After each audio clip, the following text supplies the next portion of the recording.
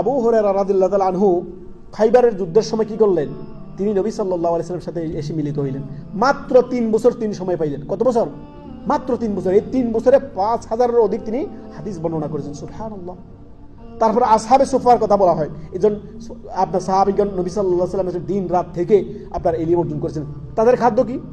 আবু হুরায়রা রাদিয়াল্লাহু তাআলা আনহুর জীবনীতে বলা আছে যে তিনি এমনও দিন ছিল তিনি আপনার ক্ষুধার তাড়নায় মাটিতে গড়াগড়ি করতেন। সুবহানাল্লাহ, ইয়া সালাম, আল্লাহু আকবার। আর আমরা এত খাদ্য খেয়েও ইলম অর্জনের কোনো চেষ্টা করি না।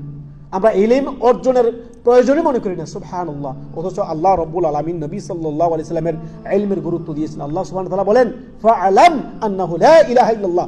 আল্লাহ সম্পর্কে তুমি জ্ঞান অর্জন করো। ফাআলাম, যিনি আল্লাহ একক, লা ইলাহা ইল্লাল্লাহ, তিনার কোনো শরীক নেই, সেই রব সম্পর্কে জ্ঞান অর্জন করো। সুবহানাল্লাহ।